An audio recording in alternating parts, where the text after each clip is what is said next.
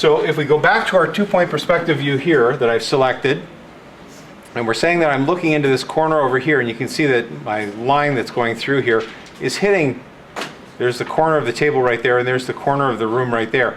It's hitting roughly about that corner there, so that's going to be my center of my field of vision. So my overall picture plane is right here. There's the edge of it there. There's the other edge of it there. My vanishing point is straight across through here at this point on the wall, which is just touching the very edge of my sheet of paper.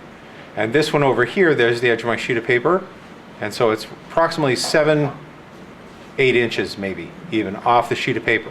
Now you can see that I've readjusted it here and I pushed it forward, which means that I'm going to see less of this room back here. There's my cone of vision, or my field of vision, extending to the wall. I'm cutting to this point of the couch here. I'm only going to see just a little bit of it there. And on the other side, my field of vision is going to be bounded by the edge of the door. My vanishing points are still in the exact same position here and over here. But within this field of vision now, if I extend that field of vision out to the side here, like this, and out here, you can see that my vanishing point is now further outside the sheet of paper. Okay? And if this is supposed to represent a 17-inch sheet of paper, just figure out how many inches that is outside. And then you plunk your vanishing point down. So now if we go to my overall field, and we start to plan this out on a sheet of paper, going back to the original view, or the original field of vision that we had, you'll remember that on my sheet of paper, if this is my 11 by 17 sheet of paper right here, this is the edge of the paper on the left-hand side. That's where my vanishing point is going to be, over on the edge over there. And on this side, I've put an extension sheet of paper onto here to allow me to go about 7 or 8 inches out to the side. So if I just throw out 7 or 8 inches, it's roughly about, that's 7 inches right there. Would give me my vanishing point on the opposite side. So now, the next question I have to ask myself is, where is my horizon line? Who remembers what I said the horizon line was supposed to be in the 2-point perspective? How many? Two what? No, my horizon line. In the 1-point perspective, it's 6. In the 2-point perspective, it's 3. Okay? So if my horizon line is at 3 feet, that means that I'm probably on my knees. Okay? For me, I'm 6 feet tall, so I got to go half the height that I am. It means I'm on my knees. And so before, remember what we were talking about, is when you're normally standing and talking in a room, you usually tilt your head down to look at someone. You don't look upwards at a person unless they're really super tall and you're really short. The standard is that you're usually looking at the person's eyeballs across from you, and so therefore your field of vision is going to be slightly down. So for me, looking here, straight across the room, there's my horizon line right there, which is cutting just across that sheet of paper that's on the door, or right beside the door there. It's right across that top of the sheet of paper. So the ratio there to the ceiling to the floor is basically 1/3 the distance from the ceiling. And then my overall field of vision is shifted so that I'm seeing far less of the ceiling than I am of the floor. I see a lot more floor, less ceiling. Right? So I'm shifting my horizon line in the field of vision to about 1/3 the height. However, if I drop down on my knees, it lowers my overall field of vision. And now I'm evening out the amount of ceiling that I'm seeing in relationship to the floor. It's being balanced now because I'm halfway on the ceiling, on the wall, roughly about there. I can still adjust my head. I can still do this. I can look down. Okay, and what that does is it raises my horizon line within my field of vision. So I can still go to the 1/3. Okay, it just means that I'm going to see even less of the ceiling, probably nothing of the ceiling, because it's going to get cropped off. But I do want to see a little bit of the ceiling. So therefore, within my sheet of paper, my field of vision here, I don't want to go halfway, and I don't want to go 1/3. So what I'm going to do is I'm going to compromise between the two. There's halfway. Here would be 1/3. Let's just go down to about here. So I place my horizon line through here and extend it off my sheet of paper so I know exactly where my vanishing point is there. Just put a crisscross line through here. So that now gives me my vanishing point on this side, which is right on the very edge of the sheet of paper, and my other one is over here, just off to the edge. So remember what we said before. What are we looking at? We're looking at that corner of the alcove, and what's directly in the center of the field of vision, dead center, is going to be that corner of the table. So if I draw a line down here, that line represents the edge of the table on the right-hand side. And just off to the right-hand side of it, just a little bit, maybe a couple of inches in real world measurement, would be the corner of the room. So therefore I'm going to draw my line down through here, like this. So that now represents the corner that I'm looking directly at. It's in the center of my field of vision. So we know that this is 3 feet. We know that the ceiling height is 8 feet. It's always been 8 feet. We said that it was before. So therefore I have to now ratio this out to figure out what is my overall scale. Okay? Depending on how long I make this line and where I place the line in relationship to the horizon line will determine the height and my overall measurement, my scale, essentially. So the way I have it right now, I have more on top than I do on the bottom, but it's not quite to the proper ratio. I do want to keep my ceiling within the field of vision here, just a little sliver of the ceiling. So what I can do is I can just arbitrarily say, ta-da, that's my ceiling line right there. Just lop it off and say, that's it. That's where it is. Okay. So therefore, the distance from 3 feet to 8 feet, use your math skills. 8 minus 5 is 3, which leaves me with this amount down here, 3 down at the bottom. So therefore, this distance here is 5 feet. So what I have to do is I have to subdivide this by 5. Okay? So you got to figure out what's 1/5 of this overall distance here, which is just a visual type thing. So if I say, okay, there's 1 there, and I can take that measurement, I can actually measure it with my ruler and say it's approximately 1.5 centimeters. Okay, so if I go up another 1.5 centimeters there, there's 2 feet, another 1.5, there's 3 feet, 1.5, there's 4 feet. Wow, I'm good. That's 5 feet. Okay, so there's my measurement. Each one of these is 1 foot now. 1.5 centimeters equals 1 foot. So all I have to do now is just go down here, add on 1.5, that's 1, 1.5, that's 2, 1.5, that's 3. There's my 3 feet below. So there's my horizon line at 3 feet on an 8-foot wall. Okay. So now I have to start to build my walls. Remember what I said before. Whenever you're drawing a line, any type of a line, for whatever it is that you're drawing, doesn't matter, keep track of it. Give it a name. Okay. Say, this is the corner of the alcove that's sticking out. Now I need to draw the floor line that extends from that corner back in perspective to the wall that the door is on. So this is the line now that extends back towards that wall. This is the ceiling line that extends back towards that wall. So there's my plane in perspective that's going back in depth. So now I've got to determine what is this depth. So when I look at my floor plan over here, that's this wall that I'm drawing right here. From here to here is that distance. Did anybody figure out what that distance is? Did anybody calculate it out? Did anybody work on this at all last week? So when yeah, I know you did the 1 point, but did you measure everything? Did you find out what the scale of this room is? Like, what's the distance from this corner here to the other side of the door on the entranceway? What's that distance? Anybody figure that out? So, how many people actually drew this room in 1 point perspective? 1, 2, 3, 4, 5, 6, 7, 8, 9. So 10 of you.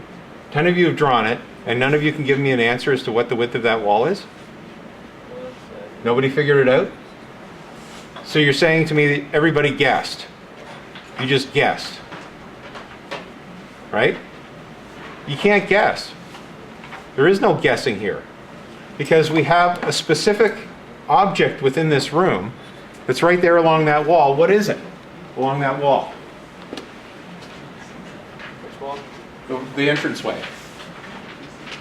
What object is on that wall that we know specifically what the width of it is? The door. The door. How wide is the door? 3 feet. 3 feet. So did anybody calculate how many feet that entire width is in scale to the door? So you all just guessed.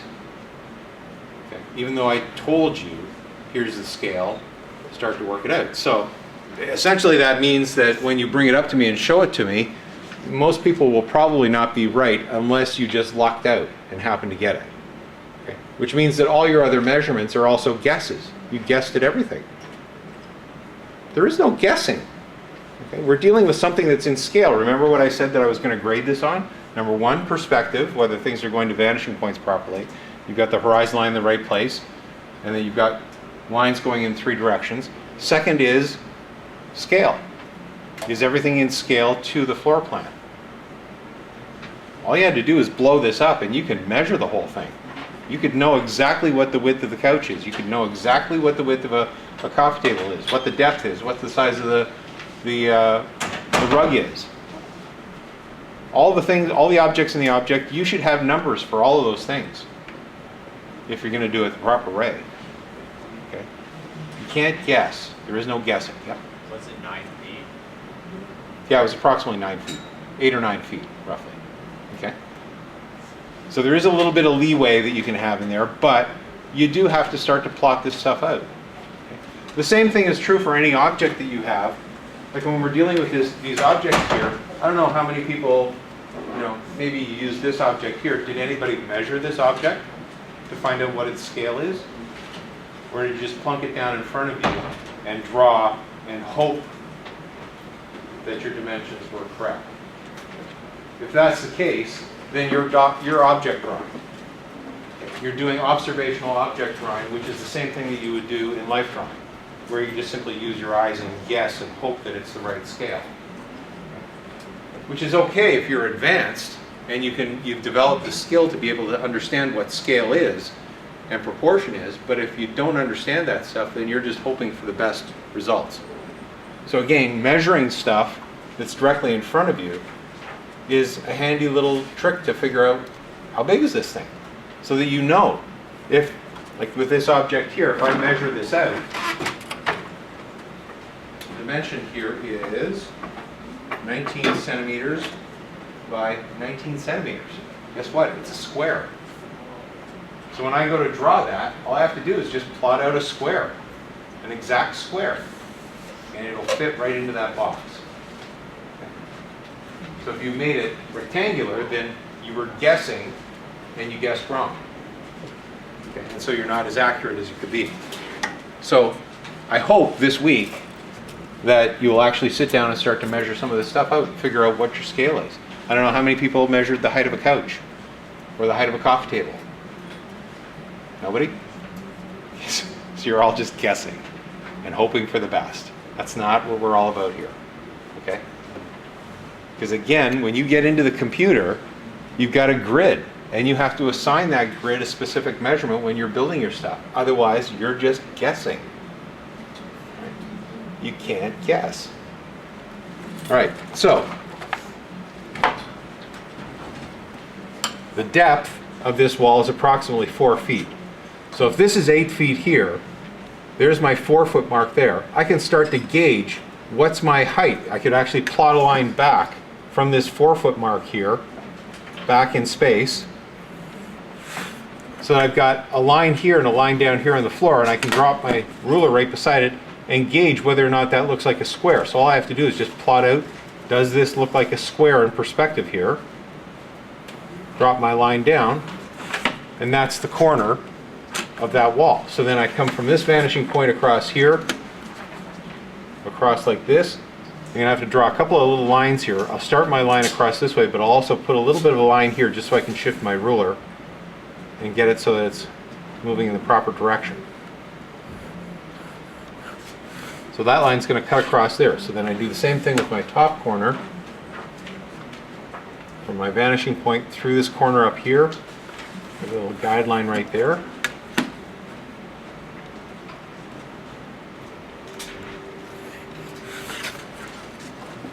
So now I've got the end wall that my door is going to be sitting on. So if this is 8 feet, again, all I have to do is just plunk it sideways there.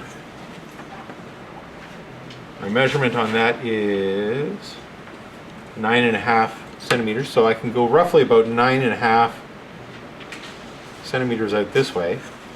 Okay, because the wall is pretty much flat. I mean, it is going on a perspective plane there, but it is pretty much flat. So I can just measure that out and create my square on this side here. box this off, and there's my end wall. Now again, on my floor plan, and again, when I created this floor plan, I did this specifically on purpose, that when you look at it, you can see all those little cross lines that I've put on there.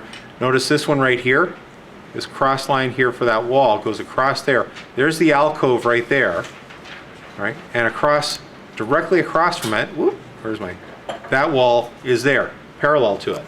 So if I go from this corner here in my room and extend my line through that corner and out in this direction here,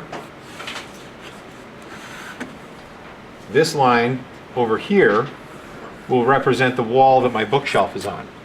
So to find the end point for that, I go from my vanishing point here through this bottom corner here and project the wall of the closet door out in this direction to this point right here. And that is now the corner where the bookshelf is going to sit. So this line here goes parallel, these lines here. Again, projecting my line from this point here through that corner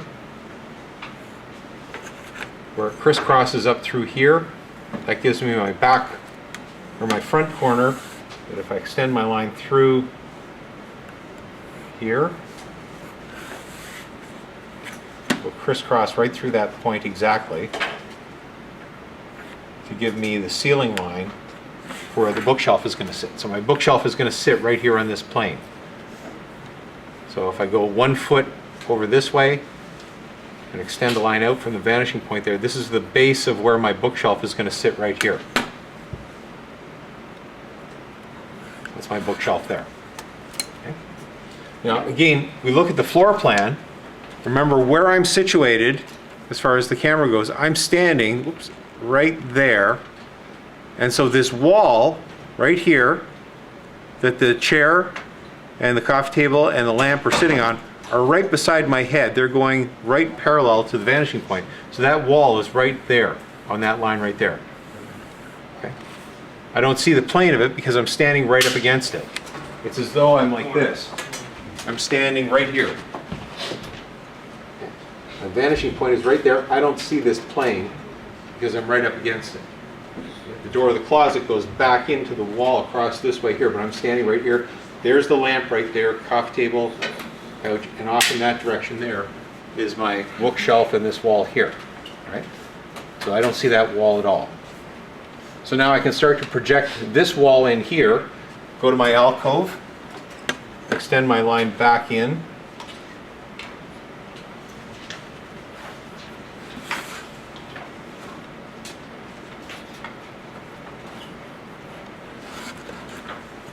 trim off the edge to give my inside corner of the alcove, and then the ceiling line goes from this corner here. So again, it's all just connect the dots. And I know I keep repeating this over and over and over again, but again, this is just to show you how simple this is. There's only 3 directions my lines can go. I can either go here, here, or straight up and down. There are no other choices as to where to go, right? So, I mean, it's simple. So now once I've gotten to this point, I've got my basic room blocked out. Now I'm into the position where I've got this alcove. I don't have to guess at how wide this alcove is because I have elements that are inside the alcove that I can start to figure out what's the width on each of these things. So I've got a coffee table that's sitting inside this alcove here. The coffee table is going to come out to approximately there. Then I've got a little bit of a gap between the coffee table and the couch. The couch is going to sit to roughly about here. So why do I say that? Okay, I'm just giving it a placement and saying it's coming across from here to here. So if I start to break it down and say, okay, there's an arm here, and then on this side it's going to be slightly larger because it's closer to me in perspective. There's an arm there, and if I split that in half and say there's the width of a cushion at the front of the couch, does that look approximately the width that I want it to be? I also remember before that I said that this was a love seat. The love seat's approximately 5 feet in depth or in width. So does that look like it's approximately 5 feet in perspective in relationship to the rest of the room? it's pretty close. Okay. So then again, put a little gap on that side there, put another coffee table over here, wider than this one because it's closer to me, and that's where the edge of the coffee table is going to be. So if I project my line here from my vanishing point through the floor line of where the alcove or this table was on the one side of the alcove and project that across over here like this, then when I go from this point here, which is the edge of my coffee table, to the vanishing point back over here,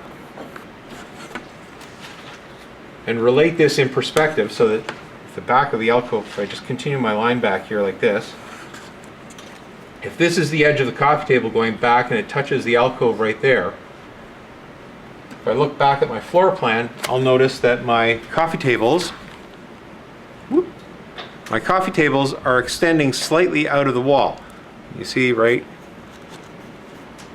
there. See the coffee table? There's the wall. Coffee table is sticking outside a little bit further. So that's what I've got right here. There's my crisscross point where those two lines are. That means that the edge of my alcove is going to sit right here. So all I have to do is draw my line straight up and down.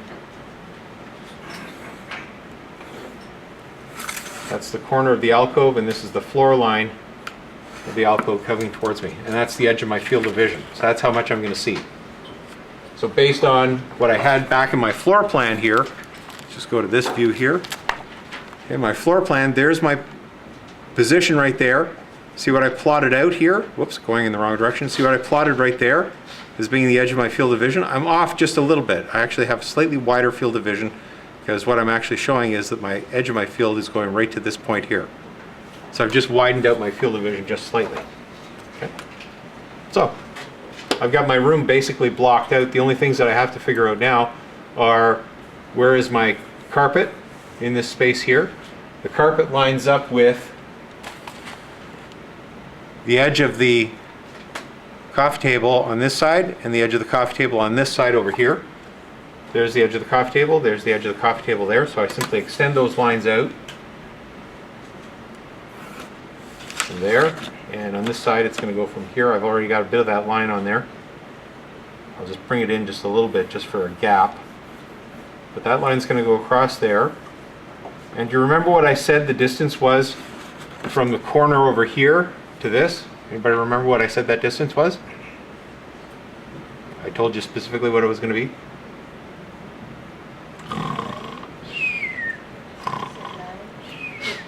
Huh? 9 feet? No, the distance from this corner right here to this point on the carpet. Oh, sorry. Nobody remembers? It's 1 foot.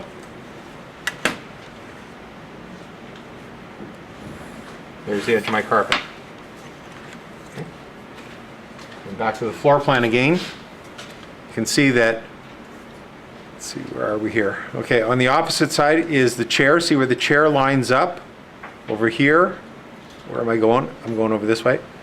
Over here, it lines up pretty close to where the bookshelf is there. So if I extend my line out from here, out like this, that's the front edge of the chair that's on the opposite side.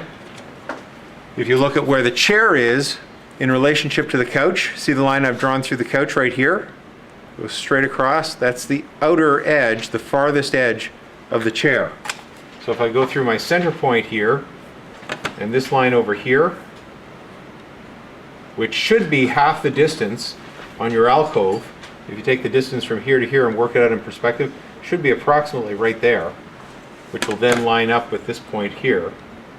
So if I extend that line through like this, right there is the edge of the chair, which is also the edge of the wall over here. So now you can start to look at the distance from here to here. If this is a 1 foot shelf right here, do you have enough space here? There's approximately 2 feet there, enough space to now go into that little alcove there and pull a book out. Okay, you don't want your space to be this small because then you can't fit in there in order to grab anything off the shelf. Okay? So you have to start to look at your proportions of things. Okay? So the edge of the couch over here lines up with the other edge of the chair over here because the chair is half the size of the couch. So if I extend my line across like this, there's the corner of the chair right there. And then the coffee table's right here on the floor. Okay. Now I may want to play around with this a little bit because it does look like this is more rectangular, although I could give the chair a little bit of space between the wall and the back of the chair to say that that's the back of the chair there, but it still looks a little bit rectangular. So what I'm going to do is I'm just going to trim this down just a little bit, and this is again where I'm going to allow you a little bit of leeway, just a little bit of leeway, because you have to design the type of chair that you're going to put into these spaces. All right. So now I've got pretty much everything that's on the floor blocked out. I still have to go in and block these things out, and the table that's right in the corner over here, and I can just loosely say that that's essentially where that table is going to sit right there. Those are the corners of the legs.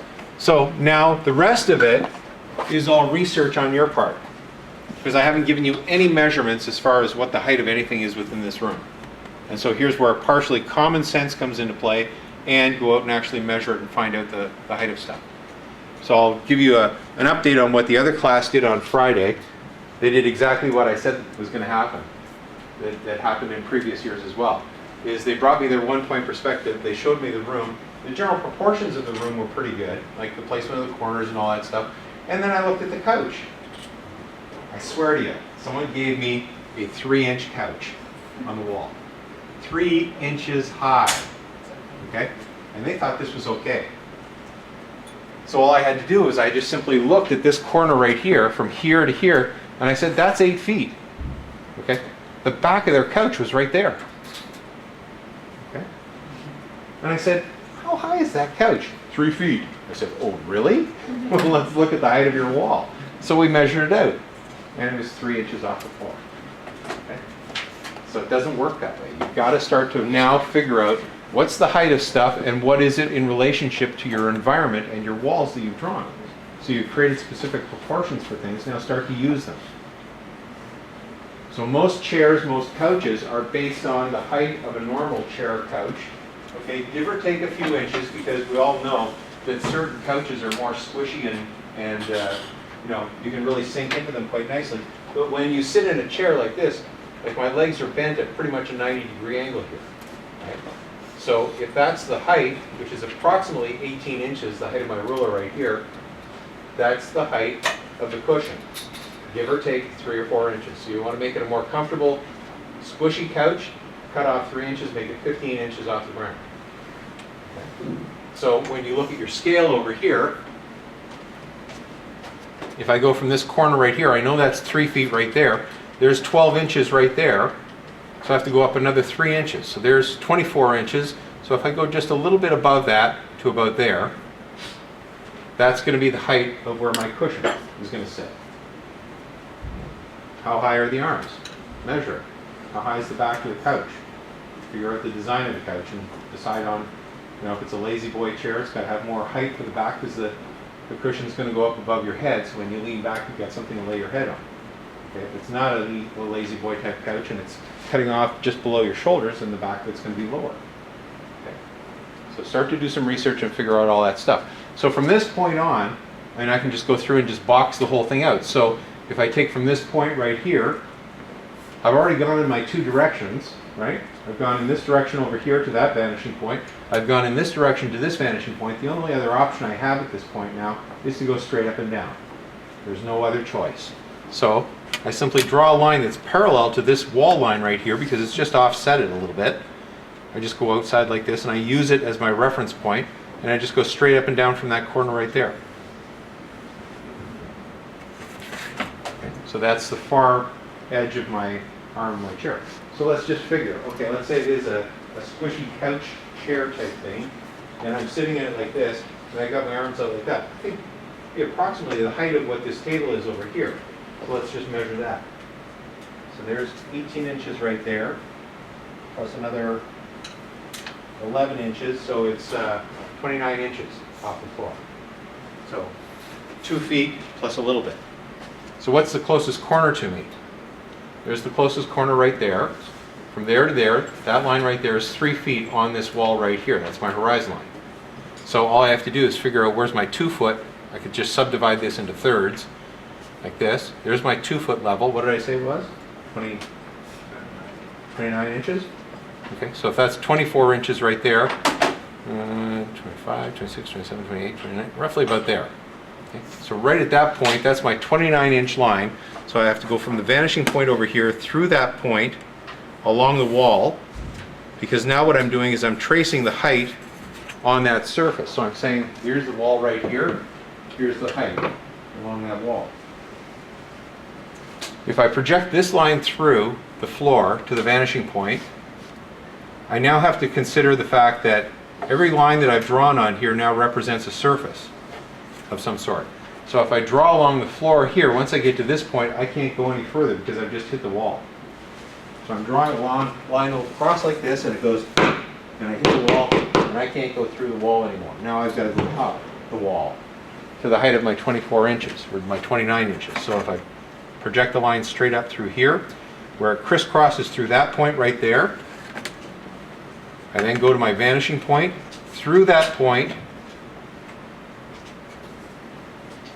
and where that crisscrosses through the line that I just drew for my corner back here, that's the height of my arm of my chair in space. That's 29 inches off the ground, right there. So that line projects across in space. To find the opposite side, I just have to draw from this corner here, parallel to all my other lines here, straight up, where it crisscrosses through that line that I just drew. That's the closest corner of the edge. So now I go over to my vanishing point over here, through that corner there, out in this direction, and this is the plane, the corner edge of the arm of the chair. So I'm just going to see a sliver of the top of the chair up there. If I drop down, let's say 2 or 3 inches from this line here, this 29-inch line, let's just drop down a little bit, that's going to be the top far edge of my coffee table.